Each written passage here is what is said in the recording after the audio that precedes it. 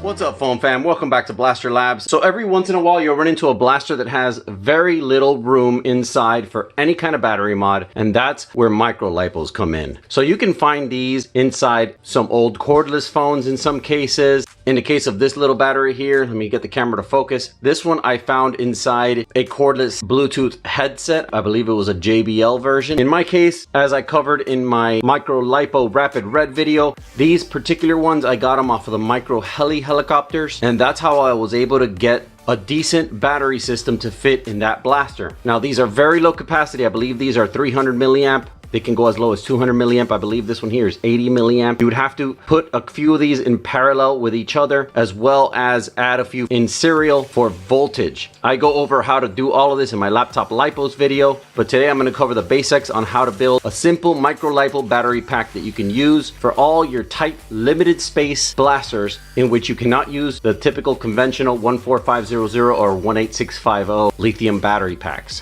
Let's get into it.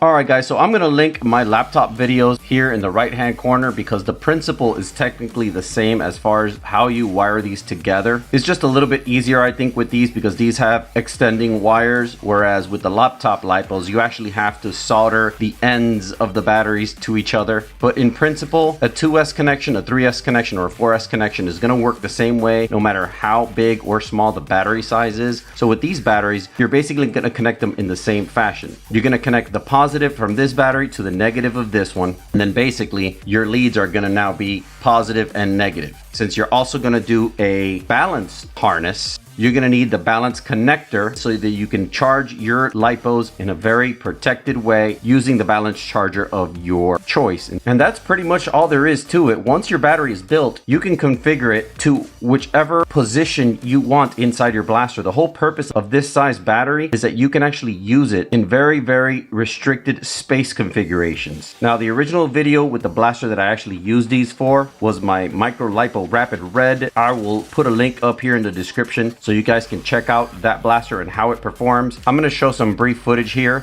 on how a 7.4 volt micro LiPo performs as opposed to your standard 4 AA's. But in principle, it's the same building a battery of this size or building a battery of this size. So without further ado, let's check out some of that footage. And if you guys want the full story on that blaster that I built, which is a really cool story, you can check out that video as well.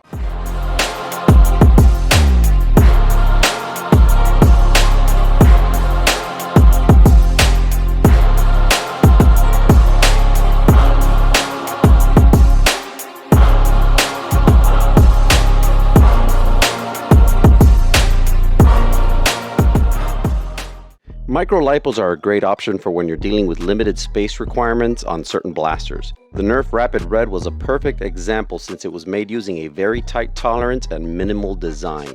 If you found this video useful and enjoyed watching it, please consider subscribing if you'd like. We'd love to have you. I cover reviews, thrifting, research, testing, and some modding here and there. Till next time, stay blasting, foam fam.